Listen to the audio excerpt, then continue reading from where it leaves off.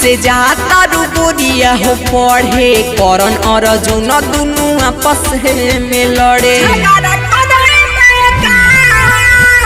Cycle से जाता रुबोरिया हो पढ़े करण और अर्जुन दोनों आपस में लड़े। चढ़ल बा जवानी हो जाई बदनामी लफड़ा करई बेकार अपन घघरा उठा के पत्थर रखी झगड़ा करई बेकार अपन घघरा उठा के पत्थर रखी झगड़ा करई बेकार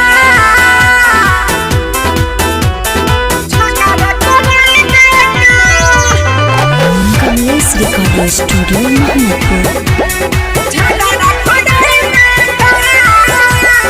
एक गो चीज हुई आप सभे बाती बना के कर के देवे के कर के करबे माना।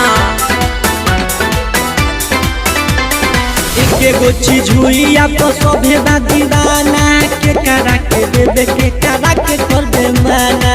मारो तारे कनखी मन जात सनकी रगड़ा करइबे का अपन घाघरा उठा के पत्थर की झगड़ा करइबे का अपन घाघरा उठा के पत्थर की झगड़ा करइबे का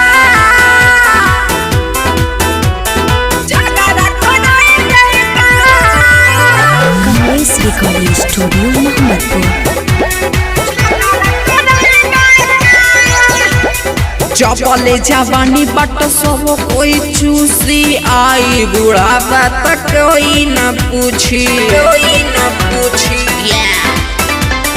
चपले जवानी बा सब केहू चूसी आई बुढ़ापा तो कोई न पूछी। देखत सुबह मामा डालता वेदना दीपिका के ललचइबे का अपन घघरा उठा के पत्थर की रे झगड़ा करइबे का अपन घघरा उठा के पत्थर की झगड़ा करइबे का।